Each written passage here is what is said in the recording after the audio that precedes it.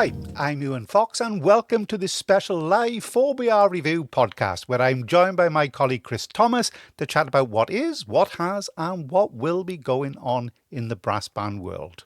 For this episode, we are asking you to be part of it by sending in your views and opinions on the three main areas of discussion by typing them in on the YouTube comments box on the screen. In part, we are looking at discussing whether or not we are losing our way with the new era of modern major test pieces and whether the rise of artificial intelligence software will either damage or enhance brass band repertoire and compositional craftsmanship. With that in mind then, is looking back for musical inspiration for test pieces a good thing for the future development of the movement? You can also ask us anything that tickles your fancy too, as long as it doesn't try and get us into too much trouble.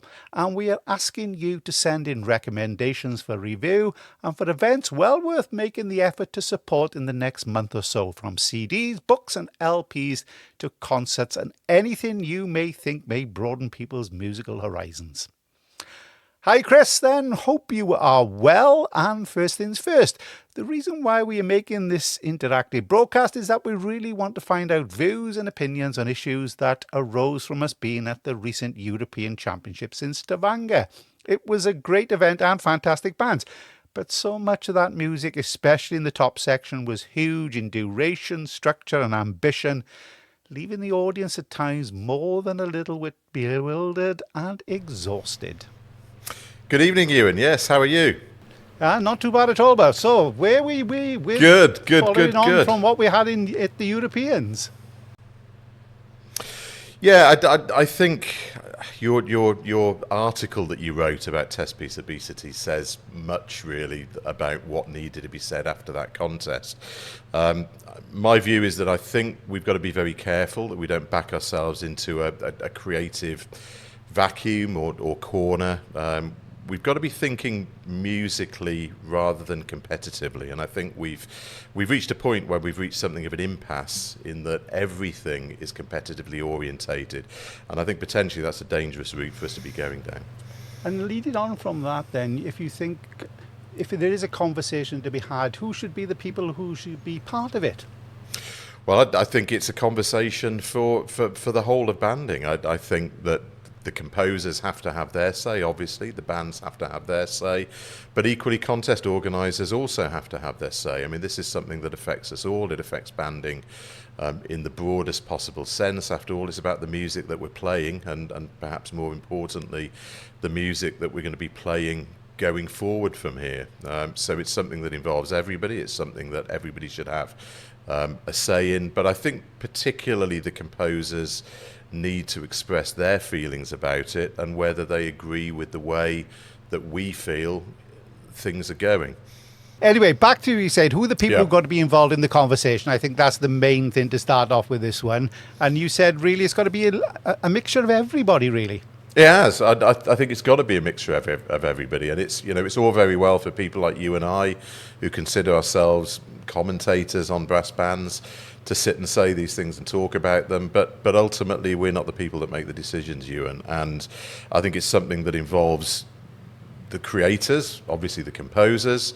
It involves the bands, clearly, because they're the ones that are going to be playing the music, but it also involves the contest organisers. And, I think from that point of view, it's a conversation that needs to involve everybody, because we have to find ourselves a path forward from this. I think otherwise, as I said earlier, there's a real danger that we're backing ourselves into a creative corner and just disappearing into a creative insular vacuum, if I can use those words.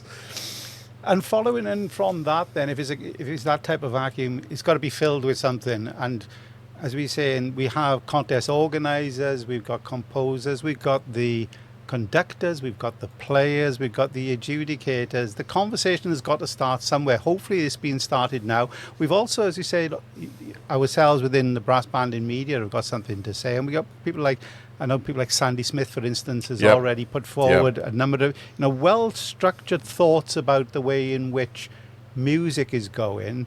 Yeah. Because in many ways, both as a player, as a conductor, and also he's got a link to the Capital Music panel Yeah. as well. Yeah. So those are the type of people we should really be listening to Absolutely. and finding out what they have to say and where they believe the movement should really be looking towards if it's going to capture audiences more than anything for the future.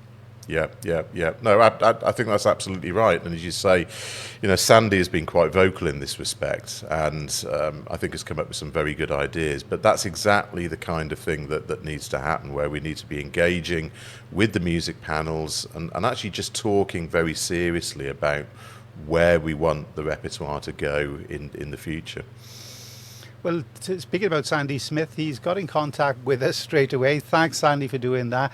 And the question that he asks is really, is there a lack of interest from mainstream media like the BBC in broadcasting any of these gargantuan European own choice type test pieces? And in a way, yes, but in a way, no as well. There is a place for them. Yeah. But what the BBC are not going to turn around is to say, yeah, we're going to listen to it 15 times, etc. So there is a place for these test pieces as music as it stands themselves. But I think the BBC and the people behind the BBC, and especially with the proms, etc., realise the difference between music which has just been created for competition purposes and music that's been created for artistic purposes. And there is a significant difference. Yeah, I totally agree. And if we're talking about the BBC, let's just very briefly talk about brass banding with Hannah Peel that most of us I think have been listening to recently on Radio 3, where one or two of those blockbuster pieces, as you say, did make an appearance, Ewan, didn't they? But they made an appearance in isolation. One performance where you heard the piece, to be quite frank, you either liked it or you didn't, but you heard it in isolation. Sitting through 15, 18, 20 performances of one of those pieces would be, I think, probably pretty torturous for many people. So yes, I think that from the BBC's point of view, there is a lack of interest, but I think what the BBC want is quality, and what the BBC don't want is the insularity of some of the music that we're creating purely to be played on a brass band contest stage. That's where we've got to diversify. That's where we've got to look at other creative channels. Talking then with regards to the composers, and we've had somebody else, of course, somebody who's really got in contact with us, very pertinent point of view, Gavin Higgins, the composer. Yes. He's got in contact. Thanks, Gav, for sending something in for us here. And he says, do you think composers within the movement need to be braver and focus more on crafting their own voice and creating really original works for bands? And I think he's come back from that part of it is a little something that we spoke about after the European Championships, where yes, you do get these huge works. They have got a lot of scope and huge inspiration, etc. But in their way, they're very generic. There's almost like a template for it, As we said previously, they always tend to go. Eastern influences seem to be that everybody wants to go to Syria at the present time rather than the other way around. Yeah. But we got that, and then also everybody wants to do the blues at some time, and you get that in just about every major test piece that we are seeing. So even though they are trying to say something original, in many ways they're falling back on established tropes because they tick the type of boxes that are required. They believe, or they think, or have been told, are required to win major test pieces, test piece contests. Yeah, and the word that comes to mind, Ewan, is formulaic. They're pieces which are structured. I mean, don't get me wrong. I mean, there's some very, very good technical writing in some of those pieces, but they're pieces that are written to a competitive formula. And I think just picking up on Gavin's point, I totally agree that I think composers, and Gavin is a good example of this, but I think composers have to look inside themselves and think about their own creativity and what they want to say musically, how they want to express themselves musically and emotionally. It's interesting again. We got another composer who's just come straight followed Gavin on here. Paul Saggers, a person, of course, we know well. He wrote a wonderful piece which was played by brass band Schoonhoven. to do with it was something the Falcon. It was, wasn't it? It was to do with Robert Falcon Scott and his expedition. It was.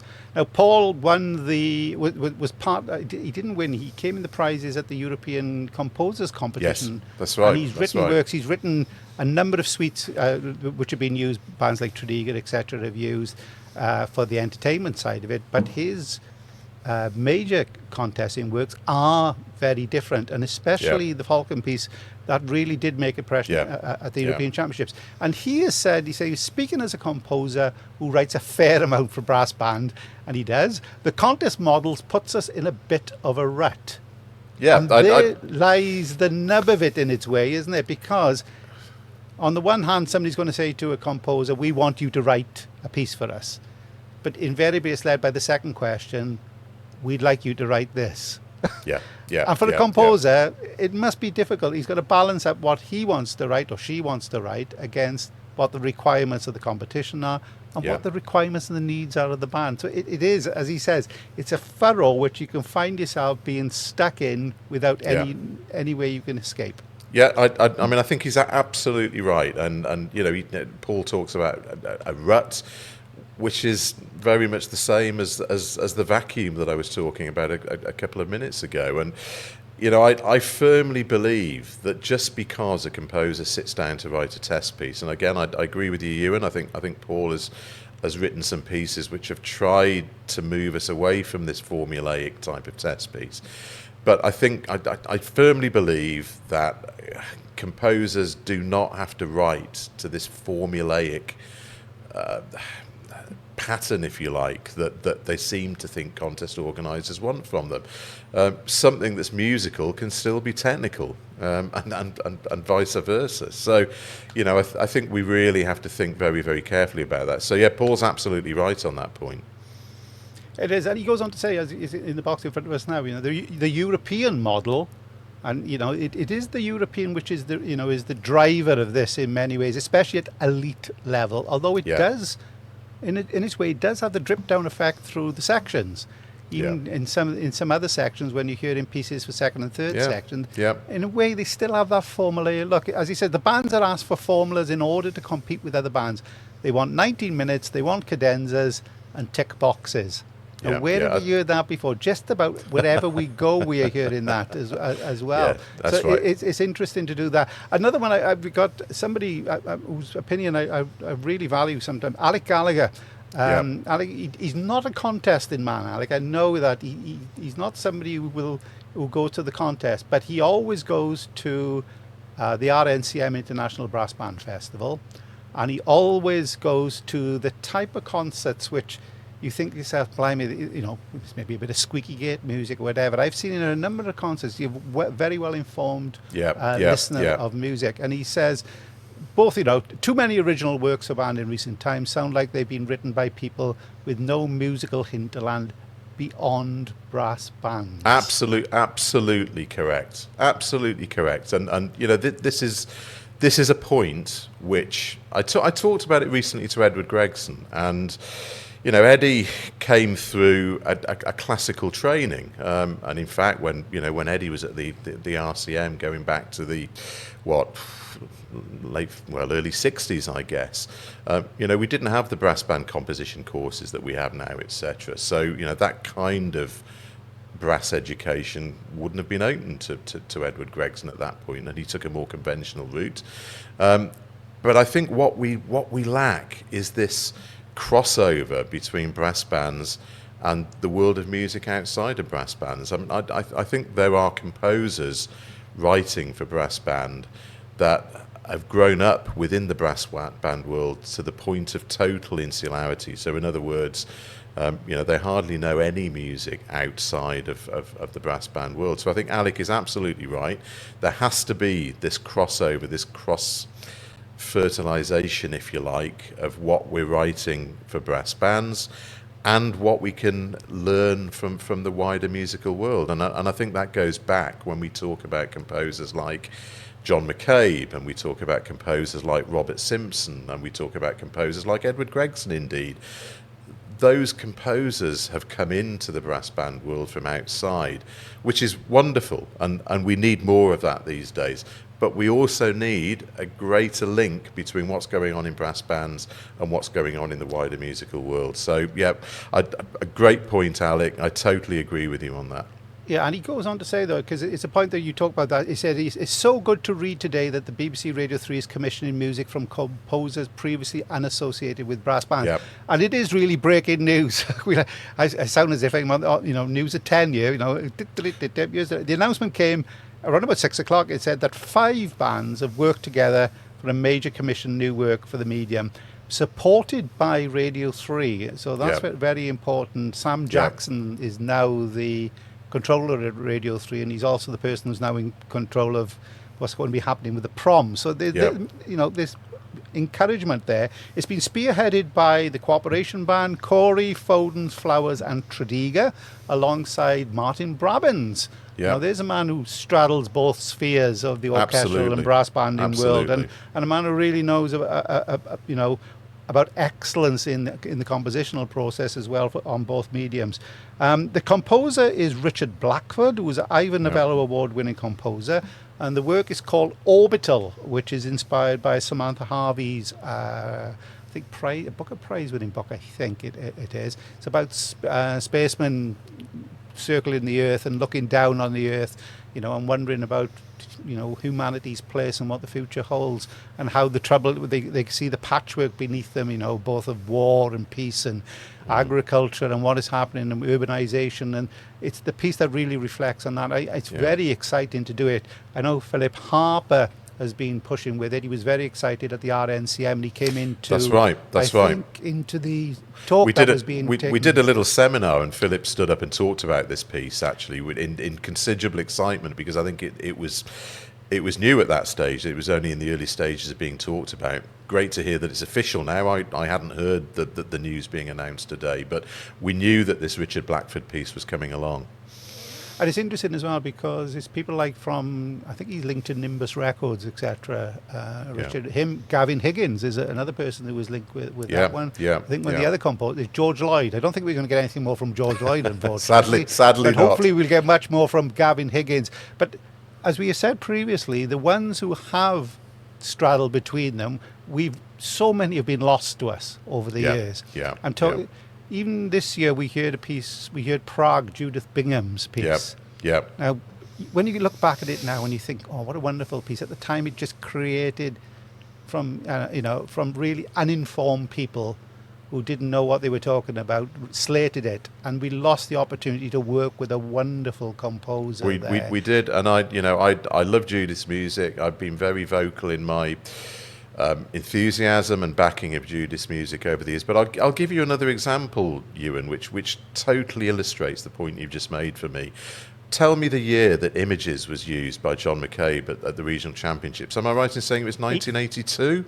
82, 83, something like that. Early 80s. I always remember it for the simple reason there was is it like aleatoric part in it? I think it was the beginning. Yeah. And we'd never seen anything like this in our lives. And of all people with Tredegar Band, we had Major Arthur Kenny came and conducted the band. And he literally said, he was so puzzled as he said, this is just run-of-the-mill sort of stuff for professional musicians. And this is what you do. And it was like a penny drop in. And I remember the furore over that piece. Absolutely. And then when you look back at it now, it is absolutely nothing at all. Yet if you try it again, somebody else will say, "Oh, this is rubbish. Whatever, squeaky gate music again." That part of it. Really, 25 years behind. The irony, Ewan, is that it wasn't exactly forward-thinking music when it was written. It wasn't avant-garde even back then when John McCabe wrote the piece. But for such a fine piece of music, and I really do believe that Images is a fantastic piece of music, wonderfully written, incredibly well scored. Why on earth have we never revisited that piece in the way that we should have? And I know there have been odd performances of it at the Festival of Brass, etc. But why? 25, 35, 40, over 40 years on since that piece was used. Why do we not revisit pieces of that quality? And we're missing out so much in that respect. Not just going back to pieces like that and going back to some of Judith's pieces, for instance, but also taking that example and moving forward with it in terms of commissioning composers from outside the world to write, hopefully, great pieces like that again. And of course, it's a matter of opinion, because I think Malcolm Wood, he's come on to he makes, as always, he makes a very pertinent point when he listens to it. You're talking about composers. Muckle Flugger, of course, was one of them. The piece, as he said, raised concerns over the piece and adjustments had to be made. Personally, I haven't seen anything on Mr. Boyle since. And there's a person that was lost to us. Now, people may say, oh, it was a terrible piece, whatever. I don't think it was. It wasn't exactly, challenged us too far in too many ways. It was a different type of soundscape that he gave us. Yeah, it was simply a very engrossing piece, and other people really appreciated it. I think he went on and won a Novello Award or a British Composer Award. It was nominated for a British Composer Award at the time. Yeah, that's right. And yeah, I agree. Look, I fully accept that Muckle Flugger will have divided opinion. Did divide opinion. Let's be honest. But in terms of Rory Boyle not being heard of again, he might not have written another brass band piece. But to be fair, if you'd had some of the treatment that he'd had after Muckle Flugger, you probably wouldn't want to write another brass band piece, because some of it was completely unjustified.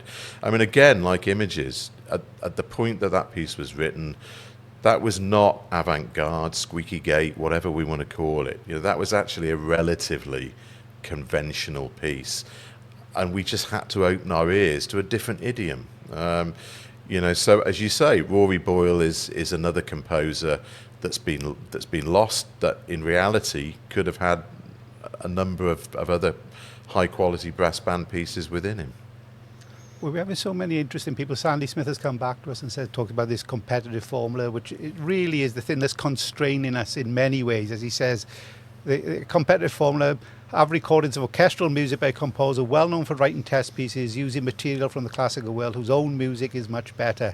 Got a funny feeling I know who he's talking about with regards to that. He also said Richard Blackford has written some really interesting stuff, and he has.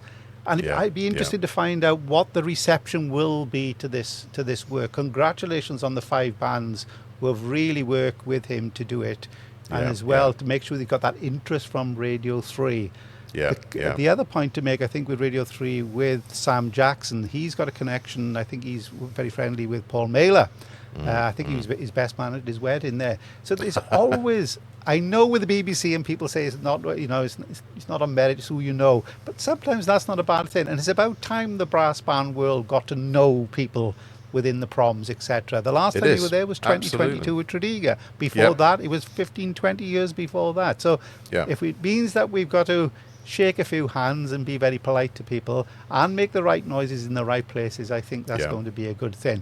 As long as I have to say is that we're not going to be producing pieces that's got artificial intelligence behind it. I was on a seminar this afternoon with, I just got to do it, it was the Independent Society of Musicians, and it was a seminar there where the composers Arhin Desi and Lee Groves led discussions on the real impact of AI on music creation and what it means for the future. Now, we've had some pieces which have had AI within it. Daniel Hall did a piece called Humanity, and I think it was something like 4 or 5 movements, and people had to guess which of the movements was an AI movement. And I think 75% of them got it wrong. They all went for, I think, the mechanical movement, the quick and all the semiquavers, and the one was actually written by AI was the slow ballad in it. So AI was clever enough to trick those people. But the interesting part with this seminar was that they were talking about how there is a fear now within composers that they are losing the ability to control their output of music, and they're losing the ability because of the laziness, really, of people who want to, i.e. commission it or want something written, and actually now just relying on computer to do it, and not pay anything for the privilege. And once people accept that, that's when the real problem is going to arise.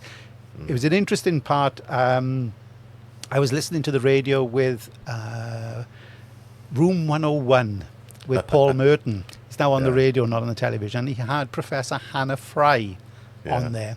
And she was talking about mathematics and how it is in everything that we do in life. And he tried to be a bit clever. He said, well, what about music? And she said, oh, no, it's not. It's the basis of nearly all music as well. Yeah. But what she did say is that you have the problem with AI, and also the problem nowadays with many things is that you have a lot of virtuosity, like computers, whatever. You've got lots of people who can play all the scales. You've got lots of people who can play all the exercises. But as you said, that's all well and good. But if they don't understand the simple beauty of a Mozart melody, what's the point? Indeed. And that was the key part, I think, of what she said there. It's a bit like with ourselves in brass banding. We are creating test pieces full of arbon exercises without a single Eric Ball melody in them. And that, I think, could be the key. And I'm not just saying that, I like Eric Ball's music. I'm not his greatest fan of many ways. But that's where we've become, aren't we? We just want to be thrilled. And then the simple stuff comes along and we just say, well, thanks very much, that's a bit boring, and we move on. So it's an interesting juxtaposition, really, of what we need. Do we need to push ourselves technically, or do we need to really connect back musically to what makes brass banding really great? And that's most probably semi-romantic music with tasteful rubato and malleability about it, and musicality. And that's possibly what we have lost with these modern test pieces. Yeah. I mean, the subject of AI is so incredibly complex, Ewan, and it's just so multifaceted as well. I mean, I remember every technological advance that we've made over the years has given us cause for concern. I mean, I remember probably in the 1990s, 80s, 90s.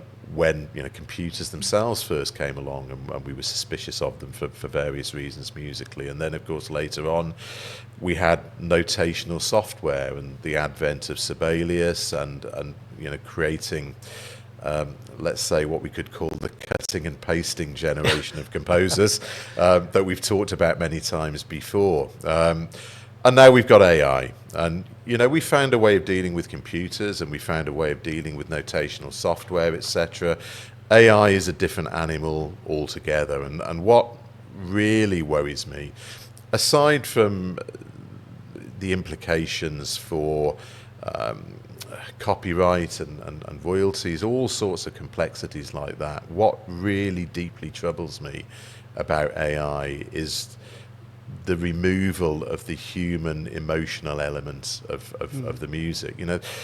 Musical composition creativity is an emotional response expressed through music. That's what it is. And if you give that responsibility to a computer, it becomes meaningless. It becomes absolutely meaningless. You strip the humanity from everything that we do and that we strive for musically, emotionally, and to some degree intellectually as well. So it's for me, it's deeply troubling, because to move away from that and to find us in, I talked about a vacuum earlier. This is another kind of vacuum, but to find ourselves in a vacuum whereby that human emotional element of expression that does come through intellectualism, I get that as well, is removed. That's deeply troubling. Deeply troubling. Alex Gallagher comes back on the point that he says the point about Eric Ball is good. 10 episodes of the Hannah Peel program that we were talking about, and it was an interesting program. The Hannah Peel program was interesting. It was interesting because the choice of repertoire was interesting. It was a bit left field at times. Yeah, but it was a bit like as if AI had caught hold of it, because there was no context to it. And as he said, many good things, of course, but not a note of Eric Ball, which is strange as way. But again, it did have, I think at sometimes it went all in different directions. But if you were a listener and wanted to find out the brass bands, it told you everything and nothing. You didn't come away from that series better informed. And as I say, that intellectual approach sometimes needs to be engaged to do it. If you dumb down an audience to the extent that all you do is just give them, cheese and sugar, and just say to yourself, this is what you've got, and have that, that's what you're going to get. Because if you can't tell where the music has come from, why it's been written, who's performed it, etc., and that was one of the biggest problems. That was it there. So I take the point. As long as we can have, good music well written, well played, and an audience can appreciate it. Absolutely. Good to see Absolutely. we've got, of all things, a conductor, and a conductor of a very good band indeed. Paul Holland, old Dutchy himself, enjoying the discussion on my way to Woodfalls.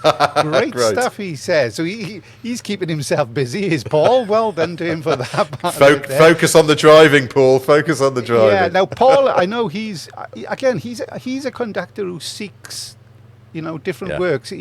He's been abroad. It helps, he's been abroad. He's worked with different bands, etc. So he's somebody who has got a wider vision. And now with the Flowers Band being part of this new commissioning process, it'll be interesting because I understand that all of the bands will be given their own individual premiere somewhere in 2026. Yeah. So, a new composer to the medium, or he has written some other stuff, but a composer to the medium is going to be featured by the very best bands in that respect. It'll be interesting to find out what the reception is with his music.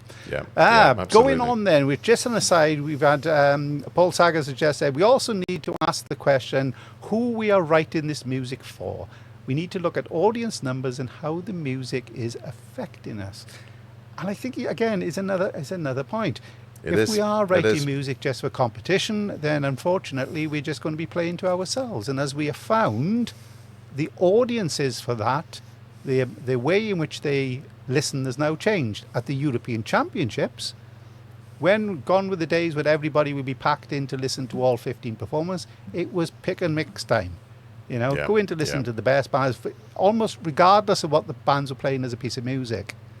So you were going in there just for the competitive element and not really to enjoy the music. It's an interesting point. If we are to attract a wider, better informed audience, then we have to really look and explore new avenues.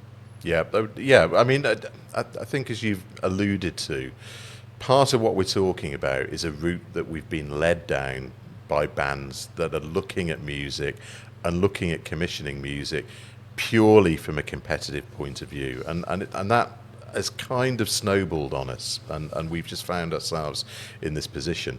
You don't have to look too far back in history to see that wasn't always the case, Ewan. And as Paul says, do we need to be looking at the audiences? Yes, of course we do. We do need to be looking at the audiences. Is it possible to combine a piece that is a technical test as well as being musically satisfying for an audience? Yes, it is. We know it is.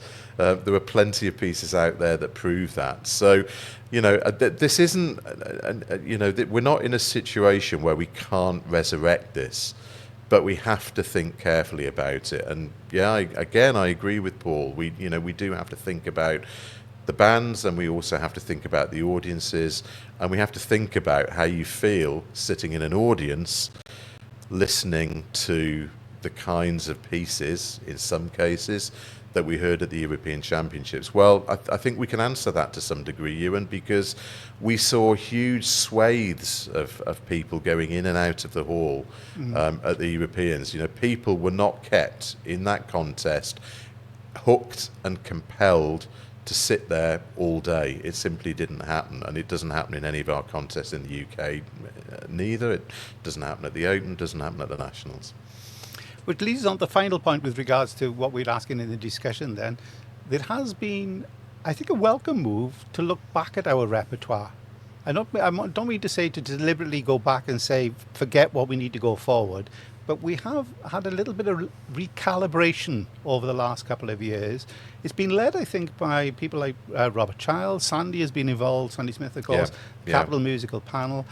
For instance, in the regional test pieces this year, we had Diversions by Bourgeois. I think that was nearly 40 years old or whatever. We had Introduction, Elegy and Caprice, nearly 50 years old. Arkansas. And then we had two relatively newish ones, Friendly Takeover, Night Aidless. And then when we came to the Spring Festival, Dances and Arias, Fantasy for Brass Band, Terra Australis. And guess what? They were still fine tests, and they were fine pieces of music which demanded good bands, good conductors, and good players to play them well. Absolutely, I couldn't put it better, Ewan. You're absolutely right. And, it's been quite refreshing, actually, listening to some of those pieces in certain contests this year. So, so again, there is hope there. We're not in a situation that we can't turn around. It's a mentality that we have to try and move away from and go back to the kinds of pieces that you've just talked about. And the fact that, you can use dances and arias at the Grand Shield, which was, I think, the Nationals test piece in 1984, if I remember rightly. Yeah. You can use dances and arias, and it still stands up as a fine test piece and a fine piece of music. No, I think that's actually right for that one there. I think Malcolm would have come back. I think when the last comment is, he says, sometimes we shoot ourselves, Bandon shoots itself in the foot with his self-contained restraints for composers. I think that just about sums it up, really. I think that's right. If we want to add the great composer, and I know it's easy to hark back and say the golden era of Bandon when Elgar and all these people were writing for us. But I got a funny feeling, it would have taken a brave man, even with Elgar, to turn around and say, yeah, do us a favour, mate, put a euphonium cadenza in the beginning of that for us, or put him a rimba solo in halfway through that for us for a moment. So I think we need to trust our composers. There's a lot of talent out there. There's a lot of young talent. We've heard that talent at the RNCM Festival. Yes, we for have. the new voices. Andrea Price's piece that we've heard this year, Lucy Pankhurst, female composers, which we desperately need more of within the movement as well. Definitely. So, there are ways in which we can do it, but we have to really be proactive. We do. Right, we've gone 37 minutes, even with that little break at the beginning. So we are going to go into the review part now of the programme, and hopefully some people will come up with some reviews for us as well to give us their opinions. First things first, we've got to talk about concerts and things that we're looking forward to. And I think at this time of the year, talking about the future, and I think it's very important that we do that. The various national youth bands will be in performance over the next month or so. The National Youth Brass Band of Great Britain Children's Band, they will be at the Great Hall at Oundle School, I think. Is that how you call it? Oudle? Yeah. And they'll be conducted by David Thornton. Their soloist is Lewis Barton, who's a wonderful young player. He's at the RNCM in Manchester. He's just come back from being part of the Besson's Horizons programme from the National Youth Brass Band, connected with the Swiss National Youth Brass Band, and he played out in Switzerland on their recent course there. Wonderful player there. And just to say, we're talking about compositions.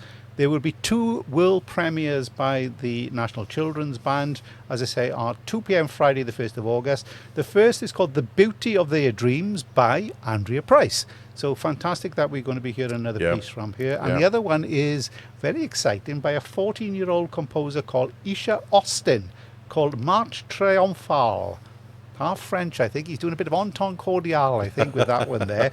So there's new composers are going to be asked, and hopefully, as Andrea has shown, she's got a very individual voice. Very clever, very informed voice. But she is certainly a composer who doesn't automatically tick boxes just for whatever. We heard the piece, I think it was like Earth Raises His Head, a little 6-minute piece. Brilliant at the RNCM. Very clever piece, and I Daedalus that she wrote for the regional championships.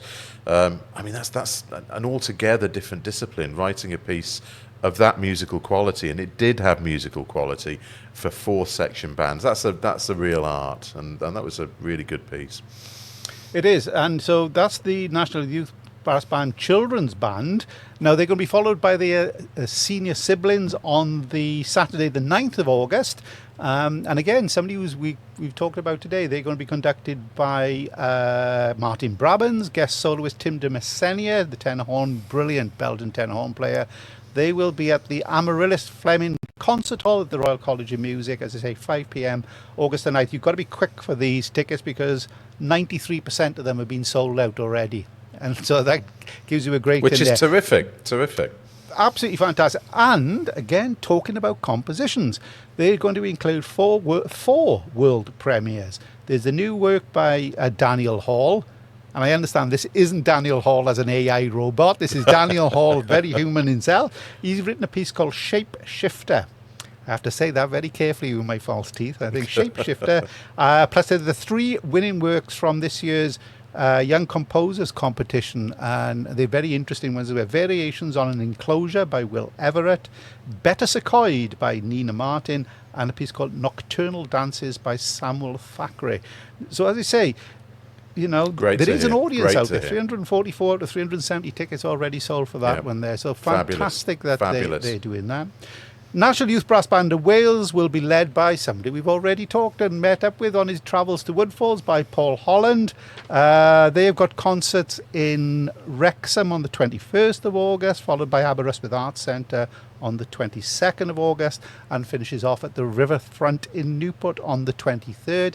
I haven't really had details of the programme that they're doing yet, but if it's anything with Paul in it, it's going to be really challenging for the young players, as well as I think something really to keep them on their toes. So that's there. And the National Youth Brass Band of Scotland, the 170 musicians will be taking the stage at Perth Concert Hall on Friday the 25th of July, starting at 3 p.m. That includes the under Alan Fernie, John Boakes and Ian Porthouse. It'll be the National Youth Brass Band Children's Band of Scotland. The kick-off with 3 p.m. and then the Combined Reserve and Senior Band at 6:30 p.m. Please go and support those. We'll put the details up on 4Barsrest. Hopefully there will be a concert next year by the National Youth Brass Band of Northern Ireland, which is being hopefully kicked off, conducted by Les Niche. Was the musical joke called Les Preludes Neath, as they call him now. So hopefully he'll be doing that there. So that's a fantastic encouragement there for the young banders in Northern Ireland. And around the world, just to say some concerts, there was one that's just been on, I think you can still enjoy it, which was the 50th anniversary concert of the National Youth Brass Band of Switzerland. As I said, there were two young players who came over from the National Youth Brass Band of Great Britain, and it's a reciprocal arrangement under the Best and Horizon scheme, so they're going to be coming back over and joining the course there. I think you can still get that. I'll put the details up on the site. And finally, a shout out for our great friend David Bremner, who is in all places going to be going to Tonga to work with the Tongan Youth Band. And it's absolutely fantastic. Terrific. There's a real joy and a vibrancy about what is happening out there. They sent one of the Tonga bands from one of the colleges came to the New Zealand Championships last year and won the second section. And they've gone back out there, and Dave, there's a lot of support from New Zealand banding and Australian banding for Tonga. And it's actually flourishing there, and now they've got a Tonga youth band. So Dave Bremner is going there as well. And what a great guy. So back in return from that, couldn't Chris, be a better guy quickly, to be doing it. Yeah, the proms.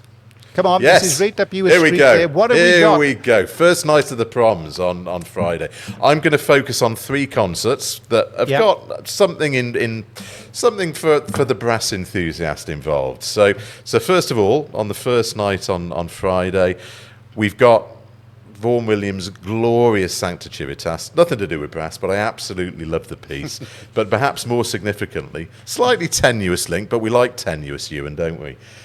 Erilyn Wallen has got a world premiere on Friday night, a piece called The Elements. Now, Erilyn is Master of the King's Music. She has written, I think, two pieces for brass band, one called Chrome, and the other called, do you know, Ewan? Ooh, something to do with the Olympics, wasn't it? Like 4 minutes. Gold Saturday. Gold Saturday. Olympics, wasn't it? Yeah, that's it. Yeah, it was. So she's written a couple of brass band pieces, but interesting premiere on Friday night. Well worth listening to, I think. Moving on to the 30th of August, he says, skipping through his guide, we have Simon Rattle conducting the wind and brass and percussion section of the London Symphony Orchestra. Really interesting programme. Vaughan Williams' English Folk Song Suite. Arnold English Dances, set number 1, some Percy Granger, Lincolnshire Posy, but one particularly interesting piece, Gunther Schuller's Eine kleine Personen music, a little trombone music, played by no less than Peter Moore as the soloist. So that is really going to be something to listen out for. And then going all the way to the other end of the season and to the last night of the proms, Alison Balsam will be the soloist on the last night of the proms, playing the much-loved Hummel concerto. So, plenty. I mean, that's just a few that I've picked out, Ewan. There are others. I'm going to say there is a bit of brass. There's a couple of trumpeters, Ibrahim Meilous, I think he's called, and Pacho Flores are also there. Yep. Gavin Higgins, we talked about, who sent it. Yes. He's got a prom, but in Bristol. I think it's with the Britain Symphonia in August. Yes. So there is that link, as you say, some tenuous. It would be brilliant if we had a brass band back there. It would. And if we've got people who have got that influence with Sam Jackson, and there are certain people we think who could possibly twist his arm behind his back and get a brass band there at the proms, it would be brilliant to have. Well, let's hope the Richard Blackford piece might get a look in UNA. Who knows? If it does, I think it'll be absolutely fantastic. I have to say as well, on the first night, there's a little bit of bliss, because we got bliss at the national finals this year. Yes. There's a little bit of bliss on the first night, isn't there? There is, absolutely. I'm trying fanfare, you've caught me now. I'm trying to remember what the piece is. It's one of his little fanfares, isn't it? It's not he's not doing Kenilworth. No. Sadly not Kenilworth, but he wrote many ceremonial fanfares. Yeah, birthday fanfare for Sir Henry Wood. There you go. So, right then. Yeah. So we're going on to the CDs. We're running the clock down. Great to see some people have been coming in with the CDs. Tim Newton, Mr. CD man himself, and the biggest collector of all things to do with brass band recordings anywhere in the world. I think he's got a house the size of Buckingham Palace, and I just got one room for him and his wife that live in it. But he has to. So he says, let's have a shout out for the new CD by the Philharmonic Brass from Berlin and Vienna, Phil, conducted by Riccardo Muti, with Matthias Hoff on lead trumpet and an arranger of much of the Italian program.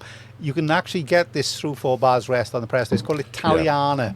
Yeah. And I remember Matthias Hoff, when he came over with Tredegar, he told me that they were getting together to make this recording.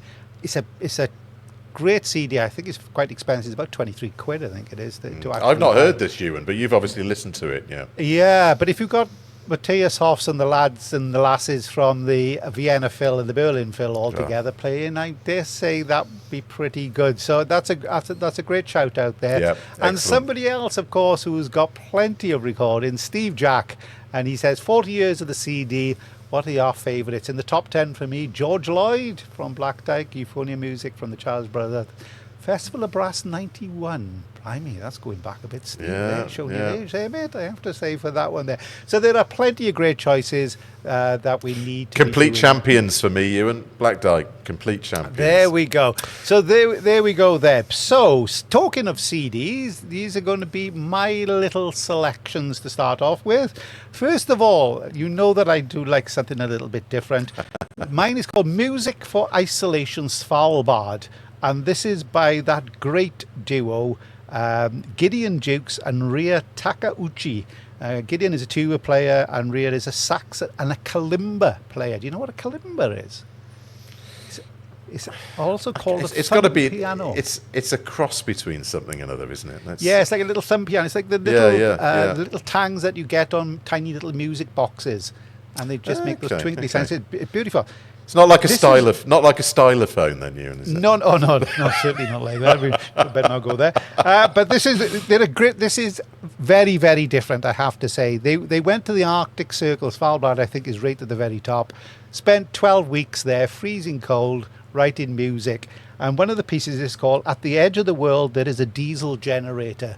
And Gideon goes, I think he must be inside some big oil tank playing. It is so bleak and atmospheric. It's like one of those Nordic Scandic, thrillers where the dead bodies everywhere, and you never know what's going to be happening next. Well, it is fantastic music. Can't say I've been there, but Svalbard is a pretty bleak place, as I understand it, Ewan. So yeah, I don't think you go there taking factor 20 there to get the sun's rays off you. But it's a great CD. I will be doing a review in it. So if you do get that, Music for Isolation. My other one is called Looking for Telemann, and this is by the Austrian euphonium player George Pranger. He did an album back in 2019 called Austrian Colours. He was taught by Stephen Mead, and he's a super player. There's some pieces on here, Telemann, Moraes, Divan, then newer pieces by Gabriel Bramcock, Robert Pratschiger, Ivana Radovanovic and Martin Reyna. It's a real mix and match, a little bit like the cover of the album itself. Interesting artwork, yeah. It is. Do you remember Visage from the 1980s? I do. Fade to Grey. Fade to Grey. There we are. Yeah. It's a little bit across there, and Sam Smith, I think, the singer, both together. So but it's a great CD. So I really enjoyed that. And the one that you were going to recommend, I understand, is a real cracker as well. Yeah, absolutely. Transatlantic by Onyx Brass with John Wilson. This is, if you can see it on my phone, this is the cover work, and really interesting selection of music on this disc. Brilliantly played, as you can imagine. Some really diverse repertoire. You've got John Adams, a little bit of minimalism in there. You've got Gordon Langford. You've got Joseph Horowitz. You've got a really interesting little piece by Bernstein. 5 dances, quirky little miniature vignettes. Quirky is the man himself, actually, but wonderfully played. Great performance of the Malcolm Arnold Brass Quintet number 1, which, of course, going back in time, we probably all remember from the recordings by the Philip Jones Brass Ensemble all those years ago. So fabulous playing, beautifully produced. John Wilson's involvement, of course, is always an interesting thing. Definitely one to have a listen to. I really enjoyed it. Well done. So, right, as we come to the last couple now then, our books, and the 2 that I'm going to recommend, really for the next generation. If you want to find out about brass bands, you should have these books in your library. I know we've said this apart from this, and especially for students. Because students, if you're going to college in September and you want reading material, if you're doing any studies with brass bands, you need these 2 books. The first one is Labour and Love. Arthur Taylor. What a great book. Written in 1983. Yeah. He'd already written a book earlier in 1979 about just called Brass Bands, I think it was called. He was a television producer for Granada. He was actually an extra in Coronation Street for a number of years. And he is the man, along with Bram Gay, who came up with the idea for Granada Band of the Year. So always linked in with brass bands. He was a great supporter. I think he lived very near one of the Whit Friday venues up until he died in 2020. I can actually remember him at the Granada Band of the Year going back and in the probably early 80s, I guess. I remember him being there. So yeah, very, very informed. It's a great book. The reason why I say that people should have it, because it's an oral history, in effect, of banding. And he has spoken to people who were at the turn of the 20th century. People like Herbert Shergold, etc., who were playing with the Great Foden's band. Yeah. And the stories that are told, if you think there's anything new about behaviour or bad behaviour or entitlement behaviour, whatever it is that you have in banding, test pieces, for instance, it's all been done before. And the stories that come out, there's a lot of great characters who talk about, the great figures, about the Rimmers, the Mortimers, etc., as well as lesser people and their experiences. So that is really a great book that you need to do. So if you haven't got that in the collection, try and find it somewhere to do that one. And on the other side of it, if you are going to do something which has got a little bit of academic rigour to it, it's the British Brass Band, A Musical and Social History by Professor Trevor Herbert. Now, Trevor Herbert is a Welshman. He has worked with the Open University for many, many years with the Wallace Collection, etc. Incredibly well-informed historian. Yeah. And he really immensely knowledgeable. Yeah, and he places the brass band in its social context. And that is so, it really needs that. If you think brass bands stand alone in some way, that we're immune to, the slings and arrow of misfortune, whatever it is that we have, no. He places brass bands very much in its social context, all the way back to the late Victorian era and all the way through the book. This one was written, is the second of the books, is an expansion of an earlier book. So this is written around about the year 2000, so it's just about up to date. And I think he's working on a new book. He's working on another book now, Ewan, I think, isn't he? He is. I think that's coming out in 27, I think it is. And he did a huge, wonderful encyclopedia of brass instruments, which very kindly gave me a copy. And then I found out it cost about 270 quid. So he's always in my good books, he is Professor Trevor Herbert, for doing that. So that's absolutely fantastic. So if you haven't got those books, look out for them. I'm quite sure they're on eBay or something like that, if you do get them there. And finally, our LPs. And there are 2 LPs that we're going to go for this one. The first one is James Shepherd Versatile Brass. Fabulous Simply stuff. Versatile. It was done to mark the 10th anniversary of the group in 1982. As I say, it was from 1972. It's a very, very strange cover. It looks like Bohemian Rhapsody for brass bands by the looks of it there. I can see Gordon. They're looking at a cake. I can see Gordon Higginbottom on his mellophonium Ewan there. It is, and great that you mentioned Gordon. I know he hasn't been very well of late, and I hope that he gets back on his feet very, very quickly as well with that. And please catch this, because there's some great, great players on here, and they got the pictures of each of them all on the back there. Some are lost to us. Some of them are still going strong. I see Kevin Holgate on there as well, Alan Widder, Billy Miller, Colin Aspinall. Oh, Ray Farr was conducting. So great. And of course, people tend to forget nowadays is that how popular they were as a group. They really were popular. So that's a fantastic one. If you can get that, there are plenty of JSVB records out there, but if you can get that one, you can tell how old this one was. It cost me £4.49p. A lot of money for me in them days. So that one there. And my last one, and I hope it is coming for you. It's, if you're talking about looking back to find inspiration, you can't do any worse than get this one, because this is the great Elgar Howarth conducting Grimethorpe Colliery Band, and he's conducted them on Elgar's 7th Suite, Bliss, as we talked about, with Kenilworth, Holt's Moorside Suite, and John Island's Comedy Overture.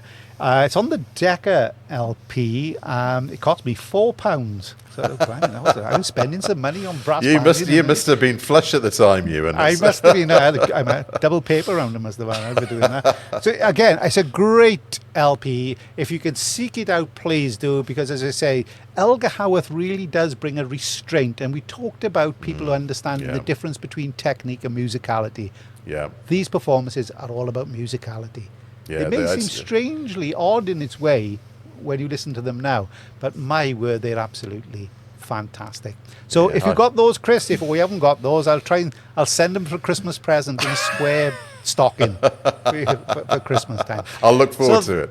So there we are, and it's great to see. We've just had a thank you, and I must have to say thank you to everybody that commented and took the opportunity to comment on us and put their opinions forward.